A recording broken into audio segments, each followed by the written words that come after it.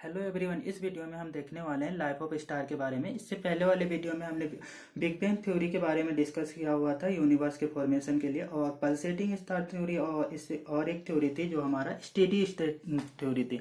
ये तीन थ्योरी हमने देखे हुए हैं। Steady state theory, continuous creation theory भी इसे कहा जाता था। अब देखते हैं हम हमारा कि ये आपका लाइफ ऑफ स्टार क्या है। ये हम जब भी स्काई में देखते हैं तो क्या ये स्टार कंटिन्यूअसली बन रहे हैं या फिर जब बिग बैंग हुआ था उसके बाद ही ये बने हैं। तो इसके बारे में हम लेट्स स्टार्ट करते हैं आप क्लास को, कि देखते हैं कि ये अभी क्या ऐसी कंडीशन है, स्टार्स कंटिन्यूअसली बन रहे हैं या फिर आपका बिग बैंग के टाइम में ही बने हैं और वही स्टार अभी भी एग्जिस्ट कर रहे हैं। तो हम इसके बारे में अभी डिटेल में स्टडी करते हैं। हमारा गैलेक्सी के बारे में हमने पहले देख चुका है कि ये हमारी गैलेक्सी के स्पाइरल आर्म होते हैं। स्पाइरल आर्म है और इसमें क्या होता है कि हमारा गैलेक्सी जो है वो एंटी क्लॉकवाइज डायरेक्शन में रोटेट होता है।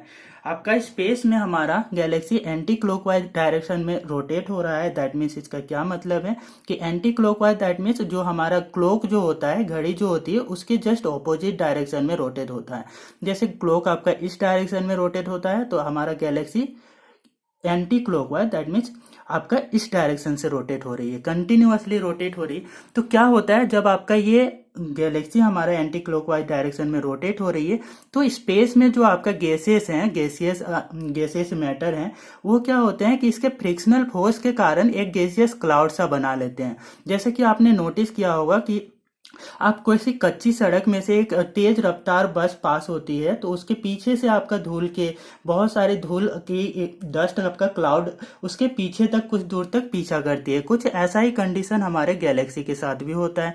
गैलेक्सी जब यहाँ से निकलती है तो गैलेक्सी के इस वाले आर्म के कारण, यहाँ पे फ्रिक्शनल फोर्स के कारण आपका यहाँ पे गैसियस क्लाउड बन जाता है। इस गैसियस क्लाउड में क्या होता है कि ये गैसियस पार्टिकल्स होते हैं जो आप लेटर ऑन क्या करेंगे कि आपका कंबाइंड होकर के एक मैच्योर स्टार बनाएंगे। कैसे मैच्योर स्टार बनाते हैं तो लेट्स कंसीडर करते हैं कि यहाँ पे गैसियस क्लाउड में कौन से गैसेस होंगे। सपोज करते हैं कि ये हाइड्रोजन गैसेस हैं, हाइड्रोजन गैसेस और दूसरे भी गैसेस हैं। तो ये क्या करेंगे, जब कंबाइन होते हैं तो कंबाइन होकर के ये हीलियम बनाएंगे और हीलियम बनाएंगे और इस तरीके का स्टेज कंटिन्यूअसली आपका चलते रहता है, जिसके कारण ये क्या बन जाता है, एक मैच्योर स्टार बनेगा। और होता क्या है कि हमारा गैलेक्सी तो स्टेबल है नहीं, ये तो हमारा स्पेस में रन करते रहता है। रन कर रहा है मतलब क्या है कि ये मूवमेंट कंडीशन में है, ये आपका रुका हुआ नहीं है, ये कंटिन्यूअसली आपका एक जगह आपका ये मूव करते रहता है, चलते रहता है हमारा गैलेक्सी स्पेस में। इस कारण से जब इसकी आर्म आगे निकल जाएगी तो ये मैच्योर स्टार बन करके इस टाइप से ये इसका आर्म का पार्ट बन जाएगा, क्योंकि इसका आर्म में जितने भी हैं ये स्टार से ही इसका आर्म बना हुआ है। इसकी भुजा, गैलेक्सी की भुजा स्टार से ही बनी हुई है। तो इस कारण से देखेंगे कि ये आपका क्या होता है, मैच्योर स्टार। यहाँ पे जैसे ये इस आर्म में इनसाइड से आ जाती है ये गैसियस क्लाउड, तो ये एक मैच्योर स्टार बना लेती है। और ये मैच्योर स्टार बनाने के बाद में इसके बाद का स्टेज होता है कि जैसे मैच्योर स्टार बन गई है तो इसके कुछ आपका देखेंगे कि इसका साइज बहुत बड़ा होता है। बहुत बड़ा होने के कारण क्या होता है कि इसका जो आउटर सरफेस होगा, यहाँ पे हाइड्रोजन गैसेस होती है। ये हाइड्रोजन गैसेस कंबाइन होकर के हीलियम गैस फॉर्मेशन कर रही होती है। हाइड्रोजन हाइड्रोजन कंबाइन करके हीलियम गैस फॉर्मेशन कर रही होती है। तो ये रिएक्शंस आपका एक टाइम ऐसा होता है कि इनकी आपका जो ब्लैंकेट टाइप का ये जो कवर करके रखे हैं ये गैसेस, इनका अमाउंट बहुत ज्यादा हो जाता है। इस कारण से ये देखेंगे कि ये रिएक्शंस थोड़ा फास्ट होता है और ये रेड कलर का दिखने लगता है, रेड कलर का दिखता है। और ये रिएक्शन फास्ट होने के कारण इसमें एक्सप्लोजन हो जाता है। तो इसको बोला जाता था रेड जायंट। रेड जायंट होने के बाद क्या होता है कि ये ब्लास्ट हो जाता है, एक्सप्लोजन हो गया। अब ये जब एक्सप्लोजन होता है तो इसके पार्टिकल्स फिर से दूर दूर हो जाएंगे, दूर दूर हो जाएंगे, और जो बचा हुआ इसका सेंट्रल पार्ट होगा वो बहुत छोटा सा रह जाएगा, न्यूट्रॉन स्टार। जैसे ये सेंट्रल पार्ट यहाँ पे आप देख पा रहे हैं, ये सेंट्रल पार्ट इतना छोटा होता है कि ये क्या न्यूट्रॉन स्टार बोलते हैं इसको। और ये फोर्थ स्टेज है। हम स्टेज वाइज देख रहे हैं। पहले स्टेज में आपका गैसियस क्लाउड बनी, दूसरे स्टेज में मैच्योर स्टार बन रही है, और इसके थर्ड स्टार में हमें क्या यहाँ पे देख पा रहे हैं कि रेड जायंट बन रहा है। रेड जायंट बन रहा है और ये रेड जायंट के बाद में क्या हो रहा है कि ये एक्सप्लोजन के बाद यहाँ से जो मटेरियल है वो निकल करके, जैसे आपका एक्सप्लोजन के बाद ये जो मटेरियल है वो फैल जाते हैं आपका स्पेस में, और ये जो आपका सेंट्रल पार्ट जो कुछ रह जाता है वो आपका न्यूट्रॉन स्टार होता है। और न्यूट्रॉन स्टार इतना हल्का होता है जिस कारण से क्या करेगा, ये फास्टली मूव करके आपका गैलेक्सी का जो सेंट्रल पार्ट है जिसमें आपका ब्लैक होल होता है, इस ब्लैक होल में चला जाता है। कहा जाता है कि ये ब्लैक होल ऐसा चीज है ना जिसकी डेंसिटी इतना अधिक है कि यहाँ पे कोई भी चीज जाती है ना तो उसको अट्रैक्ट कर लेता है, और उसमें जो इवन लाइट या फिर कोई मैटर जाती है तो उससे बाहर नहीं निकल पाती है। ऐसा क्यों होता है? क्योंकि इसमें गुरुत्वाकर्षण बल बहुत ज्यादा होता है।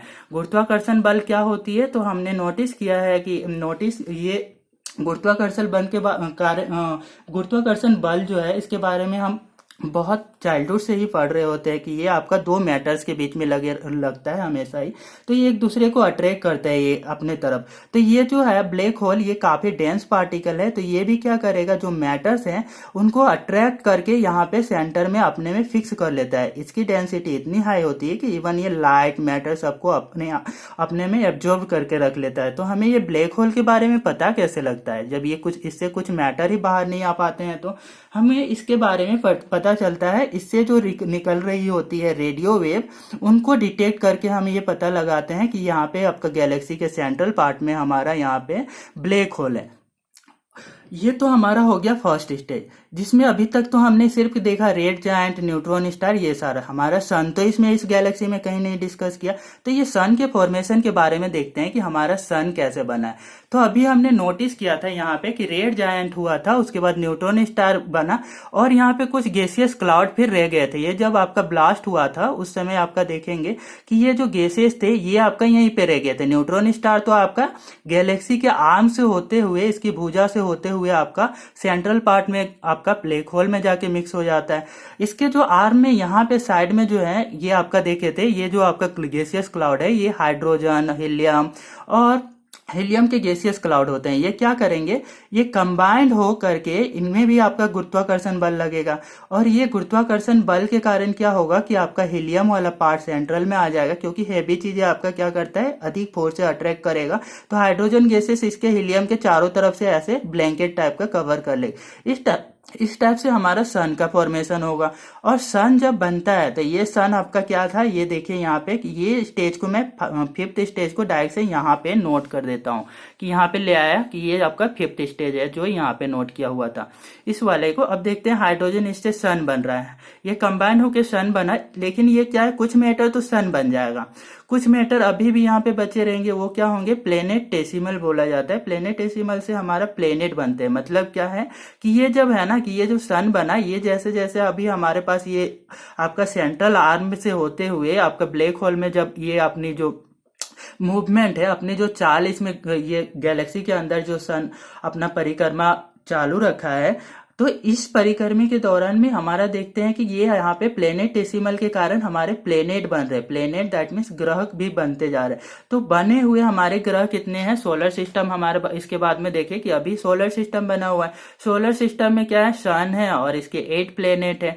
तो ये आपका क्या है, अभी जो सन का कंडीशन है वो प्रेजेंट आपका अभी की प्रेजेंट अवस्था में ये हमारा सन गैलेक्सी के मिडिल आर्म में है। तो ये मिडिल आर्म से है। अब क्या होगा, फ्यूचर यहाँ से की बात की चीजें हम जो भी डिस्कस करेंगे वो फ्यूचर की चीजें होगी। फ्यूचर में ऐसा पॉसिबल है कि ये क्या होगी, ये भी सन जैसे यहाँ पे रेड जायंट हुआ था इससे पहले, ऐसा ही ये क्या है सुपरनोवा हो जाए और ये केसेस आपका ब्लास्ट हो जाए। सुपरनोवा होने से क्या होगा, मतलब ये ब्लास्ट हो जाएगा। सुपरनोवा और रेड जायंट दो अलग अलग कंडीशन है, ये पहले हो गया था। अब ये सन बनने के बाद आपका सन का सुपरनोवा होगा, ये सन आपका फटेगा। कब ऐसा होगा, क्योंकि सन के हमारे ऊपर वाले जो लेयर्स है उसमें क्या है, आपका सन का जो लेयर्स है, ये सन है तो इसके सबसे बाहर वाले जो ये होते हैं ना, यहाँ पे ब्लैंकेट टाइप का आपका हाइड्रोजन के गैसेस होते हैं। ये हाइड्रोजन के गैसेस क्या करेंगे, एक टाइम ऐसा होगा कि ये ब्लास्ट हो जाएंगे, इसके सरफेस पे ब्लास्ट होंगे। तो इस कारण से ब्लास्ट होने के कारण ना ऐसा बोला जाता है कि जो आपका सोलर सिस्टम के जो सन के नियर बाई ऑब्जेक्ट है, प्लेनेट है, वो भी आपका जल करके राख होने की पॉसिबिलिटी है। तो ऐसा आपका ये होता है, मतलब कि सुपरनोवा कभी होगा तो हमारा मर्क्यूरी हो गया, वीनस हो गया, अर्थ, ये सब आपका डिस्ट्रॉय होकर के एसिस में टर्न हो जाएंगे, मतलब राख बनने की पॉसिबिलिटी है। बाकी के स्पेस, बाकी के जो प्लेनेट है, बाकी के जो ग्रह हैं, वो आपका ऐसे ही इसी प्लेस पे रह जाएंगे। उसके बाद है कि सुपरनोवा हो गया। उसके बाद क्या होता है कि सुपरनोवा के बाद में क्या होगा कि आपका जो ये जो बचा हुआ जो सेंट्रल पार्ट है, छोटा सा आपका स्टार का, वो क्या करेगा कि फास्ट गति से अंदर की तरफ मूव करेगा, गैलेक्सी के अंदर जाना चाहेगा। तो हीलियम फ्लैश, जो इसको क्या बोलेंगे कि हीलियम फ्लैश बोला जाता है। क्यों? क्योंकि सुपरनोवा के बाद में देखेंगे कुछ हीलियम का सब्सटेंस है जो आपका शाइनिंग होता हुआ दिखता है, इस कारण से इसको हम हीलियम फ्लैश भी बोलते हैं। इसके बाद क्या है कि हीलियम फ्लैश व्हाइट कलर का होता है, इस कारण से आप देखेंगे इसके बाद हीलियम फ्लैश से व्हाइट ड्वार्फ बनता है। और व्हाइट ड्वार्फ के कुछ समय बाद देखेंगे इसका जो शाइनिंग है वो चली जाती है। इसका जो आपका हीलियम, हाइड्रोजन से हीलियम का टर्न होना, इसका हाइड्रोजन से हीलियम का बनने का जो प्रोसेस है वो खत्म हो जाएगा।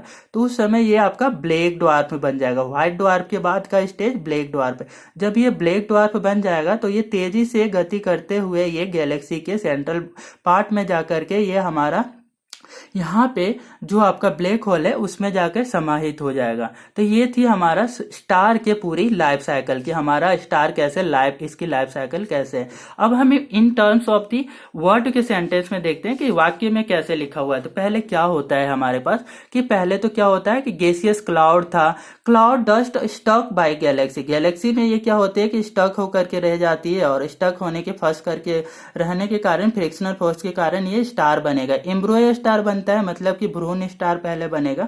तो dust clumps due to gravity, gravitational force के कारण ये जो डस्ट पार्टिकल है वो आपका एक जगह पे आ जाएंगे, सिकुड़ जाएंगे। उसके बाद होता क्या है कि hello 60 times larger than the sun. अब ये सिकुड़ रहा है अभी गैसियस पार्टिकल, तो अभी 60 टाइम्स बड़ा है। सन का अभी जो साइज था अभी जो है उससे 60 टाइम्स ये क्या होगा, इसका साइज बड़ा था, इतना सा हुआ है अभी। तो इसके बाद अभी कंटिन्यूअसली ये प्रोसेस होते रहता। तो क्या होता है आपका कि न्यूक्लियर बर्निंग 5000 न्यूक्लियर बर्निंग होती है 5000 years after the nuclear 5000 years आपका बाद में देखेंगे कि ये फ्रिक्शनल स्टार्स जो क्लाउड के फ्रिक्शनल फोर्स के कारण जो गैसियस क्लाउड से आपका स्टार बना था उसके 5000 ईयर्स बाद में क्या होती है, बर्निंग होती है, जिसके बाद में क्या होता है, मैच्योर स्टार बनता है।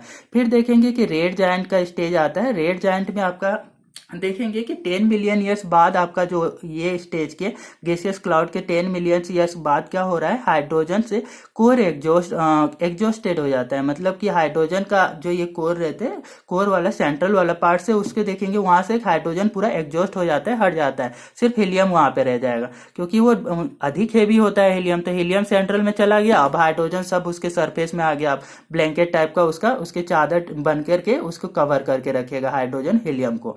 तो इस टाइप से आपका सन पे हुआ। उसके बाद देखते हैं रेड जायंट बना हुआ था कि यहाँ पे देखे थे कि इसके बाद क्या हुआ था, रेड जायंट हुआ था।